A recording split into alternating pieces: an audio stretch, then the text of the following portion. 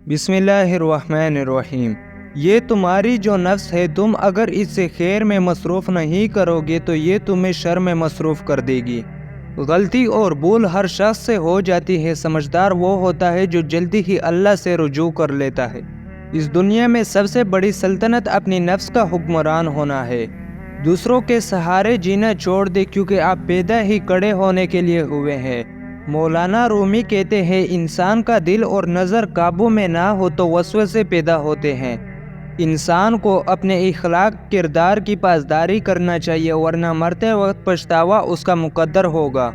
مولانا رومی کہتے ہیں کہ تو پرہیزگار بن، پھر تو اپنی روح کو طاقت دے۔ انسان کے چہرے کا رنگ دل کے حالات کی علامت ہے۔ جو شخص بچپن میں تمیز نہیں سیکھتا، وہ بڑا ہو کر بھی اسے نہیں سیکھ پاتا۔ اس دنیا میں نیند ایک مطمئن زندگی کا ثبوت ہے، کیونکہ خوش قسمت ہے وہ جس کی نیند کسی خوف یا کسی شوق سے پریشان نہ ہو۔ اگر کہیں یہ شک بھی ہو جائے کہ یہ شخص اللہ کے قریب ہے تو اس شخص کے قریب ہو جاؤ۔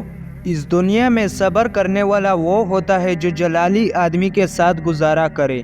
نسلیں سنور جاتی ہے جب کوئی قرآن پاک کو سمجھ کر پڑھنا شروع کرتا ہے۔ آپ صلی اللہ علیہ وسلم نے فرمایا کہ آدمی کے گھٹیا ہونے کے لیے یہی کافی ہے کہ وہ اپنے مسلمان بھائی کو حقیر یا کمتر سمجھے۔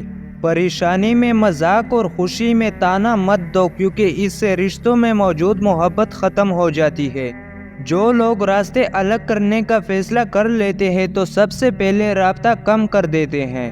ہارنا تب ضروری ہوتا ہے جب لڑائی اپنوں سے ہو۔ جب لڑائی اپنے آپ سے ہو، ہم مسلمان میں سے ہر مسلمان ایمان پر مرنا چاہتا ہے، لیکن ایمان پر جینا کوئی نہیں چاہتا۔ اللہ چاہے تو ایک پل میں قبول کر لے، مگر یہ دیری تمہاری حفاظت کے انتظامات ہے۔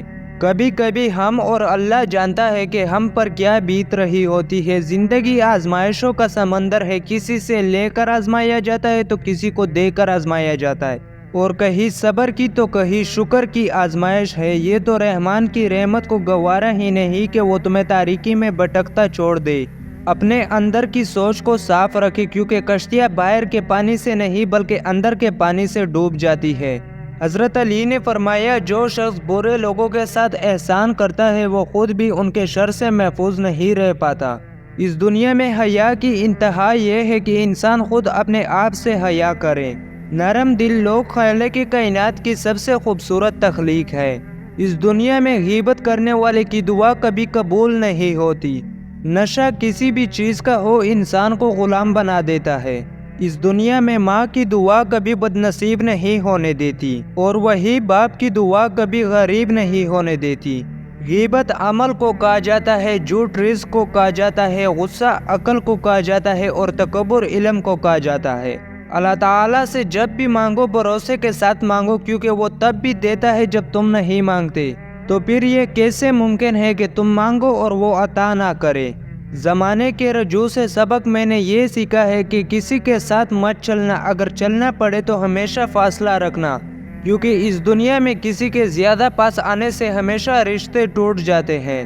اس دنیا کا سب سے اچھا تحفہ وقت ہوتا ہے، کیونکہ آپ اگر کسی کو اپنا وقت دیتے ہیں تو آپ اپنی زندگی کا اسے ایک پل دے دیتے ہیں جو کبھی لوٹ کر نہیں آتا۔